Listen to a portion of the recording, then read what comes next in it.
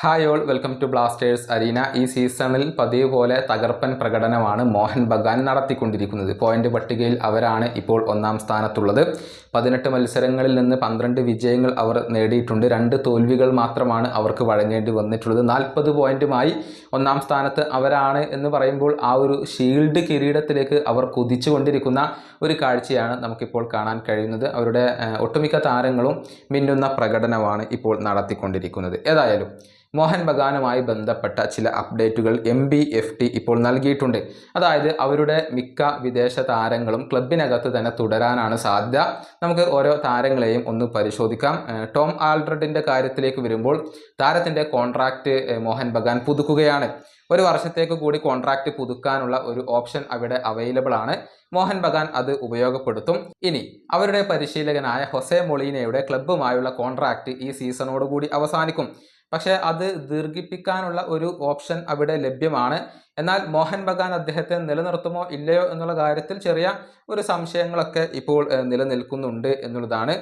ഇനി അവരുടെ മറ്റൊരു താരമായ ആൽബർട്ടോ റോഡ്രിഗസിന് ക്ലബ്ബുമായി 2 വർഷത്തെ കോൺട്രാക്റ്റ് ഇനിയും അവശേഷിക്കുന്നുണ്ട്.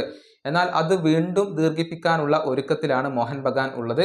ഈ സീസണിന് ശേഷം ഒരു ലോങ് ടേം കോൺട്രാക്റ്റ് ക്ലബ്ബ് നൽകിയേക്കും എന്നാണ് റിപ്പോർട്ടുകൾ ചൂണ്ടിക്കാണിക്കുന്നത്. അതുപോലെ തന്നെ പ്രംവീർ സിംഗ്, ഇത് ഈ ഒരു ജനുവരി ട്രാൻസ്ഫർ വിൻഡോയിൽ തന്നെ അതുമായി ബന്ധപ്പെട്ടുകൊണ്ട് റൂമറുകൾ ഉണ്ടായിരുന്നു.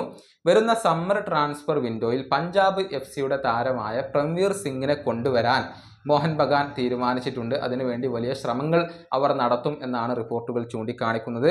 ജേസൺ കമ്മിങ്സ് ക്ലബിനകത്ത് തന്നെ തുടരാനാണ് സാധ്യത.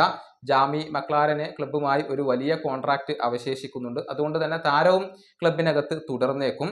അതേസമയം ദിമി പെട്രറ്റോസ്, ഈ താരത്തിന് ക്ലബ്ബുമായി 1 വർഷത്തെ കോൺട്രാക്റ്റ് കൂടി അവശേഷിക്കുന്നുണ്ട്.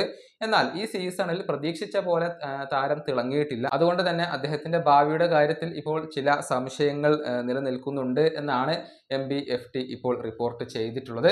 ഏതായാലും ഇവരുടെ ഈ പ്രധാനപ്പെട്ട താരങ്ങൾ അവരെല്ലാവരും ക്ലബിനകത്ത് തുടരും എന്നുള്ളത് ഇപ്പോൾ ഉറപ്പായി കഴിഞ്ഞിട്ടുണ്ട്.